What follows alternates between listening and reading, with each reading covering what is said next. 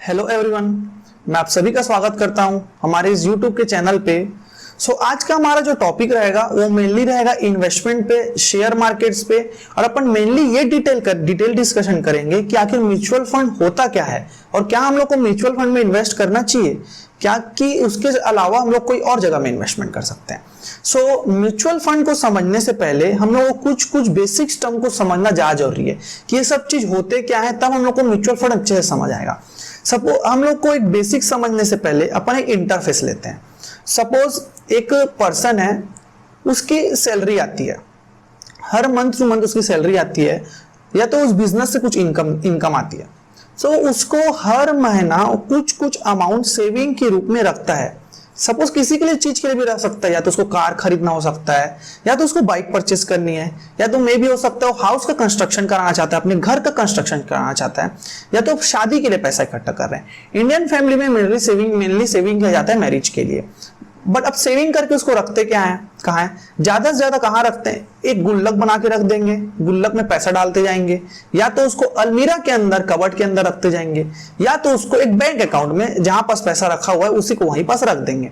But ये सबसे ज्यादा बेकार तरीका है पैसा को सेव करने का। क्योंकि कंट्री में मिनिमम टू मिनिमम 4% का इन्फ्लेशन रेट रहता ही रहता है। अब इन्फ्लेशन क्या होता है? इन्फ्लेशन मतलब यह होता है कि मॉनेटरी वैल्यू का इंक्रीज होना, मतलब महंगाई बढ़ना को इन्फ्लेशन कहा जाता है। वही अगर पैसा हमारा जो कबर्ड में रखा हुआ या अलमीरा में रखा गुल्लक में, वो उसका वैल्यू डिक्रीज होता है। क्योंकि वो टाइम के साथ, इन्फ्लेशन के साथ उसका मैच नहीं हो पाता। यहाँ पर सेविंग को अगर अपन गुल्लक में रखते हैं, यहाँ पास रखते हैं, गुल्लक में रखते हैं, तो अलमारी पे रखते हैं, तो यहाँ उसका वैल्यू इंक्रीज नहीं होता। हम लोग को क्या करना चाहिए? इन्वेस्टमेंट अपना बेस्ट ऑप्शन है जिसके अपन सेविंग को कन्वर्ट कर सकते हैं एक्स्ट्रा पैसा पे। अगर अपन उसी को अगर इन्वेस्ट करते हैं तो उसकी वैल्यू भी इंक्रीज होती है और हमको कुछ अमाउंट ऑफ रिटर्न भी मिलता है। अब ऐसे कौन से प्रकार के इन्वेस्टमेंट होते हैं, तरीके होते हैं जिसमें कि इंडियंस लोग या तो कंट्री के पर्संस लोग इन्वेस्ट करते हैं। सबसे पहले अपना टॉप में आता है सेविंग अकाउंट, दूसरे में आता है अपना फिक्स डिपॉजिट, तीसरे में आता है अपना गोल्ड एंड ज्वेलरीज, चौथे में आता है अपना रियल एस्टेट, और पांचवें में आता है जिनको रिस्क ज्यादा लेने का शौक होता है या तो ज्यादा रिस्क लेके जो हायर रिटर्न करना चाहते हैं, शेयर मार्केट या तो स्टॉक मार्केट। सबसे पहले अपन देखते हैं कि सेविंग अकाउंट वो होता है जो जनरल एक कमर्शियल बैंक हम लोग को प्रोवाइड करता है, जिसमें कि अपन पैसे को डिपॉजिट करके रखते हैं। मिनिमम क्या होता है, 4 to 5% का हम लोग को इंटरेस्ट रेट मिलता है। उसमें कोई बाउंडेशन नहीं होता कि आपको पैसे को कितने टाइम तक रखना है, कब तक रखना है। यहाँ पर रिस्क भी बहुत लो रहता है और उसके कारण रिटर्न भी थोड़ा कम रहता है। सेकेंड, उसके बाद अपना आता है fix deposit account. Fix deposit account में हम लोग को पैसा कुछ फिक्स्ड टेन्योर के लिए डिपॉजिट करके रखना पड़ता है। इसका क्या होता है, फिक्स डिपॉजिट के लिए अगर अपन फिक्स टाइम के लिए अगर अपन पैसे को अगर डिपॉजिट करके अगर हम लोग रखते हैं तो उसका रिटर्न हम लोग को थोड़ा सा ज्यादा मिलता है, अप टू 8% तक हम लोग को बैंक रिटर्न ऑफर करती है। बट इसमें बात प्रॉब्लम यहाँ पर से होती है कि मिड ऑफ द टर्म, मतलब फिक्स डिपॉजिट के टर्म के बीच में हम लोग पैसे को विड्रॉ नहीं कर सकते। अगर अपन विड्रॉ करते हैं तो चार्जेस एक्स्ट्रा कटता है। यहाँ पर बात है कि इसमें रिस्क लो रहता है बट रिटर्न ज्यादा रहता है। क्योंकि यहाँ पर ये है कि उसको हम लोग बीच में विड्रॉ नहीं कर सकते। थर्ड अपना आता है गोल्ड एंड ज्वेलरी का इन्वेस्टमेंट थोड़ा सा मॉडरेट रिस्क पे रहता है। क्योंकि इसका जो फ्लक्चुएशन रहता है उसको कोई प्रिडिक्ट नहीं कर पाता। कब मार्केट ऊपर होता है, कब डाउन होता है। बट यहाँ पास जो गोल्ड एंड ज्वेलरी है, इसको इन्वेस्टमेंट करना एक सेफ्टी होता है। गोल्ड एंड ज्वेलरी यहाँ पास डिलीवरी बेस पे होता है, यहाँ पास वर्क इन पेपर पे नहीं होता। Gold and jewellery delivery base पे होता है जनरली। तो यहाँ पास क्या है, एक एसेट अपना लॉन्ग टर्म इन्वेस्टमेंट यहाँ पास अपना खड़ा हो जाता है। फिर फोर्थ आता है रियल एस्टेट मतलब जमीन और जायदाद मेनली यहाँ पास होते हैं जो हाईली रिटर्न हम लोग को अर्न करके देता है वेरी लॉन्ग टर्म पीरियड में। छोटा मोटा लॉन्ग टर्म पीरियड में हम लोग को ज्यादा लॉन्ग टर्म पीरियड के लिए इन्वेस्टमेंट करके रखना पड़ता है। रियल एस्टेट में इन्वेस्ट करने के लिए हम लोग को सबसे बड़ा प्रॉब्लम यही होता है कि हम लोग को huge amount of investment required रहता है। मे भी हो सकता है करोड़ों में भी चाहिए होता है। क्योंकि जमीन की वैल्यू, लैंड की वैल्यू डे टू डे हमेशा एप्रिशिएट ही होते रहती है। उसके बाद अपना आता है फिफ्थ अपना यहाँ पास आता है जिनको ज्यादा रिस्क लेने का शौक है और जिनको ज्यादा रिटर्न अर्न करना है, वो स्टॉक मार्केट या तो शेयर मार्केट में एंटर करते हैं। शेयर मार्केट का जो प्राइस रहता है या तो जो इंडेक्स रहता है वो मार्केट के डिमांड एंड सप्लाई पे, मार्केट के कंडीशन पे डिपेंड करता है कि वो कैसे फ्लक्चुएट करेगा, किसी का प्राइस कम होगा या किसी का ज्यादा होगा, टोटली डिपेंड करता है मार्केट के ऊपर। सो यहाँ पास अपना मेनली हो गया 5 टाइप्स ऑफ इन्वेस्टमेंट। एंड अगर अपन चाहें तो अदर टाइप ऑफ इन्वेस्टमेंट भी होते हैं, just like bitcoins, crypto currencies या तो अदर गवर्नमेंट बॉन्ड्स। ये सब चीज भी पब्लिक इन्वेस्ट करती है अपने पैसे को ताकि वो हायर रिटर्न को अर्न कर सके। मेनली फाइनेंस में एक कीवर्ड है कि कभी भी अपने पैसे को एक बास्केट में नहीं रखना चाहिए। Never put your all money in same basket. इसका मतलब यहाँ पास ये होता है कि हमें सब पैसे को, अपने सब जितने भी इन्वेस्टमेंट है उसको कभी भी एक जगह नहीं करना चाहिए। क्यों?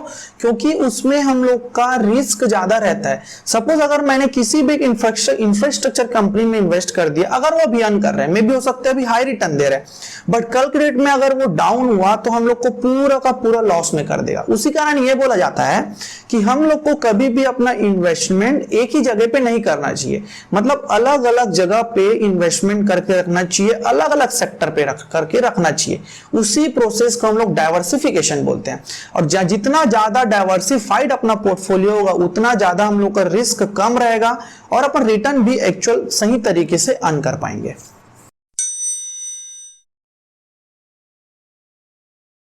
बात करते हैं म्यूचुअल फंड। आखिर ये म्यूचुअल फंड होता क्या है? म्यूचुअल मतलब हम सब पैसा लगा के किसी एक जगह पे लगा देंगे। म्यूचुअल फंड एक स्पेशल टाइप ऑफ इन्वेस्टमेंट है जिसमें ये होता है कि हम लोग सिंगल प्लेस पे इन्वेस्ट करके अपने पोर्टफोलियो को मैक्सिमम तरीके से डाइवर्सिफाई कर सकते हैं। क्योंकि म्यूचुअल फंड एक एसेट मैनेजमेंट कंपनी के थ्रू रन किया जाता है जिसमें कि एक एक्सपर्ट एक नहीं, मेनली बहुत सारे एक्सपर्ट बैठे रहते हैं जो हम लोग का पैसा लेके अच्छे कंपनी में इन्वेस्ट करते हैं, अपना स्टडी करके इन्वेस्ट करते हैं। ताकि हम लोग का क्या हो सके, अपना इन्वेस्टमेंट का पैसा डाइवर्सिफाई हो सके और हम लोग को रिटर्न अच्छे तरीके से मिल सके विथ लो रिस्क। टॉप ऐसी कौन कौन सी म्यूचुअल फंड कंपनी है जो हम लोग को अभी अच्छा परफॉर्म करके दे रही है? फर्स्ट में अपना आता है आईसीआईसीआई प्रूडेंशियल फंड, सेकंड में अपना आता है आदित्य बिरला फंड, तीसरे पे आता है अपना एचडीएफसी का मंथली प्लान और फोर्थ पे अपना आता है एसबीआई का फंड। ऐसे और बहुत सारे म्यूचुअल फंड है जो हम लोग को अच्छे परफॉर्म करके दे, बट ये टॉप लिस्टेड फंड है। अब अपन ये बात करते हैं सेविंग अकाउंट में अप टू 5%, फिक्स डिपॉजिट में 8% में भी। बट जो अपना म्यूचुअल फंड है अगर वो सही तरीके से परफॉर्म किया, अगर जो हमारी एसेट मैनेजमेंट कंपनी है वो अगर सही तरीके से अगर इन्वेस्ट करती है तो अप टू 4 से लेके 30% तक हम लोग रिटर्न भी अर्न कर सकते हैं। मैनेजमेंट कंपनी करती क्या है? अब एसेट मैनेजमेंट कंपनी इन्वेस्टर से पैसा लेती है और उसको कहीं जाके इन्वेस्ट कर देती है और कुछ अपना 1 to 2%, 1 से 2% के बीच में ही अपना कमीशन, जो एक्सपेंस का जो खर्चा रहता है उसको अपना काट के जितना भी बाकी रहता है उसको डिस्ट्रीब्यूट कर देती है, चाहे कैपिटल गेन के बेस में हो चाहे डिविडेंड के बेस में, उस सब को इन्वेस्टर को डिस्ट्रीब्यूट कर देती है। इसी कारण म्यूचुअल फंड में इन्वेस्टमेंट पे थोड़ा सा ज्यादा हम लोग को रिटर्न मिलता है।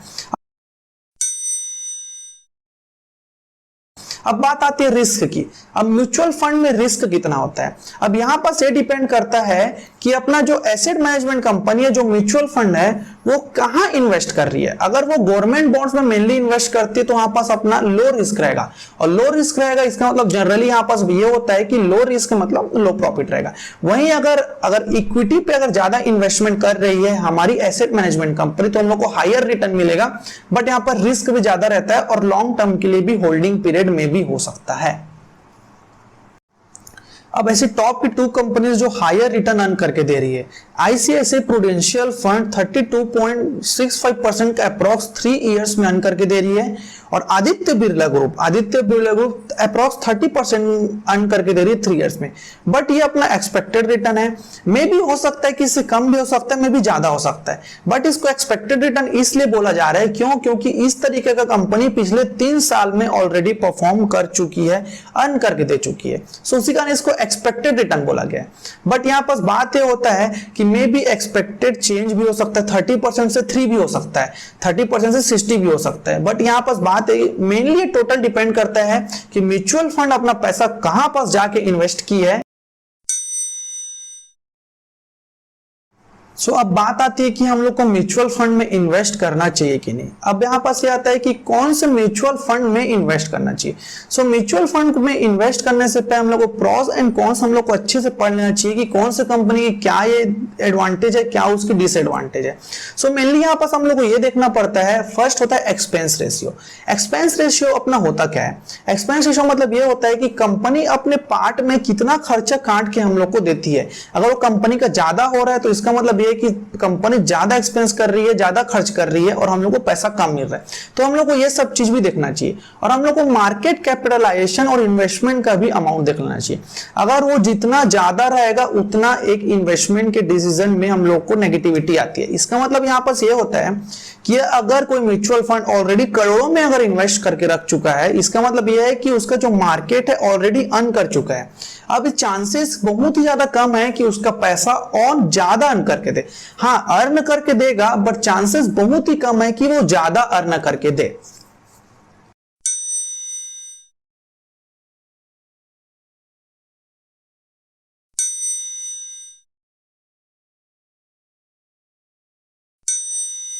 अब बात करते हैं कि टाइप्स ऑफ म्यूचुअल फंड होते कौन कौन से टाइप के। पहला होता है इक्विटी ओरिएंटेड, दूसरा होता है डेब्ट ओरिएंटेड और अपना तीसरा होता है हाइब्रिड।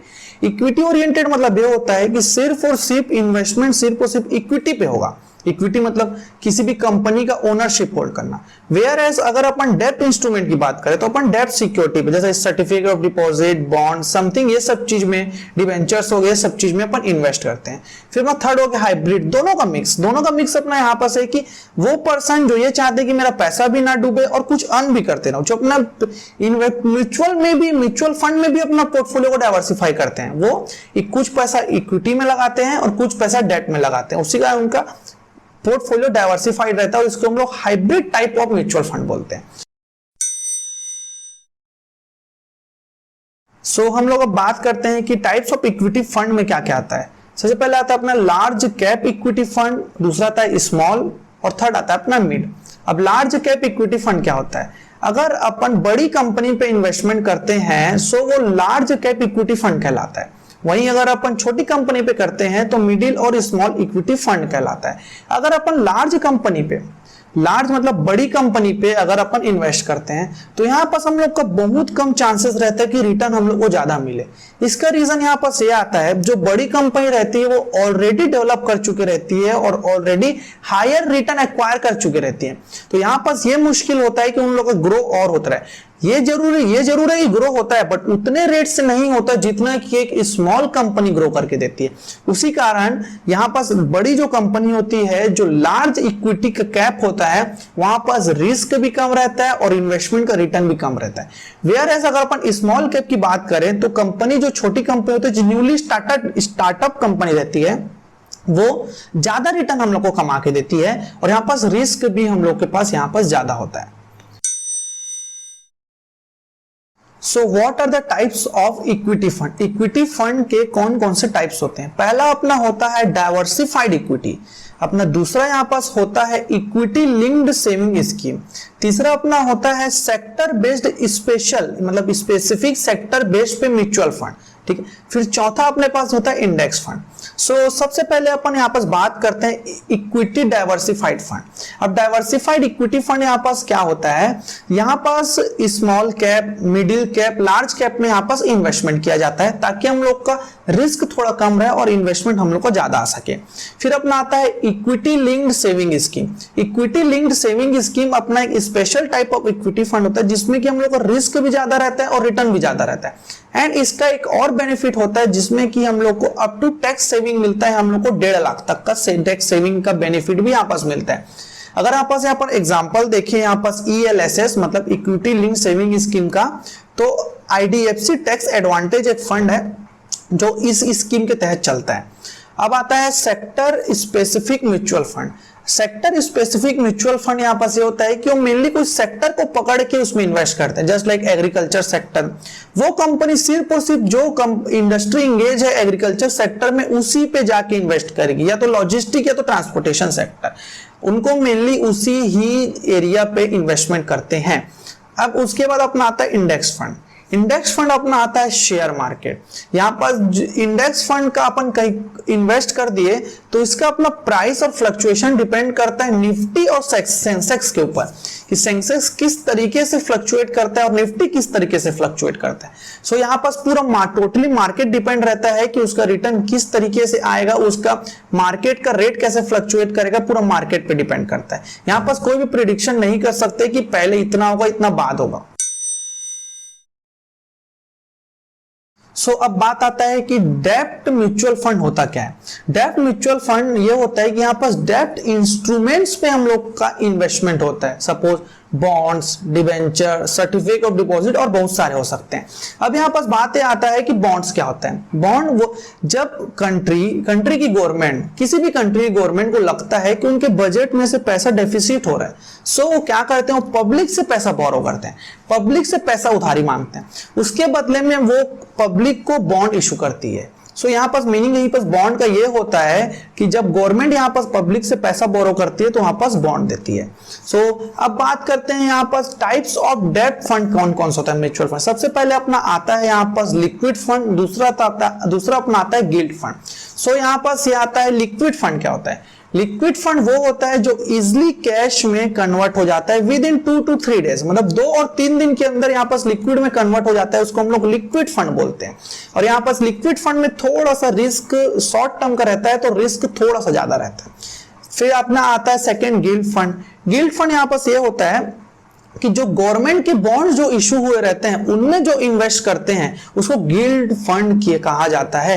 और यहाँ पास रिस्क भी कम रहता है, क्यों? क्योंकि गवर्नमेंट का बॉन्ड है और यहाँ पास रिटर्न भी थोड़ा ज्यादा रहता है। अब अगर अपन लास्ट में आते हैं, यहाँ पास होता है हाइब्रिड फंड। हाइब्रिड फंड मतलब कुछ पोर्शन डेब्ट का हो जाता है, कुछ पोर्शन अपना इक्विटी का हो जाता है। दोनों को मिक्स के अपन करके अगर इन्वेस्टमेंट करते हैं तो अपना इक्विटी थोड़ा पार्ट रहता है और डेब्ट थोड़ा पार्ट रहता है। तो यहाँ पास अपना पोर्टफोलियो थोड़ा अच्छे से डाइवर्सिफाई रहता है। अब इन्वेस्ट करने से पहले हम लोग को 3 बेसिक चीज में हम लोग को ध्यान देना चाहिए। सबसे पहले होता है रिस्क, दूसरा होता है रिटर्न और तीसरा अपना यहाँ पास होता है टाइम। जितना ज्यादा टाइम के लिए अगर अपन इन्वेस्ट करके रखते हैं तो उतना ज्यादा ही वो अर्न करके देता है। अगर किसी भी फंड में, किसी भी मार्केट पे अगर रिस्क ज्यादा है तो रिस्क ज्यादा है तो उसका रिवॉर्ड भी ज्यादा होगा, मतलब रिटर्न भी ज्यादा होगा। मतलब रिस्क अगर ऊपर है तो अपने पास रिटर्न भी यहाँ पास अपना ऊपर शो होगा। और अगर टाइम हम लोग का भी अगर ज्यादा हो रहा है तो पूरा का पूरा रिटर्न भी ज्यादा आएगा, रिस्क भी ज्यादा रहेगा और अपना टाइम भी अगर ज्यादा है तो रिटर्न भी अपन ज्यादा में अपन अर्न कर सकते हैं। सो थैंक यू हमारे इस वीडियो को देखने के लिए और बने रहने के लिए, और वेट कीजिए हमारे सेकेंड वीडियो का जिसमें अपन म्यूचुअल फंड का थोड़ा सा और डिटेल एनालिसिस अपन देखेंगे। धन्यवाद।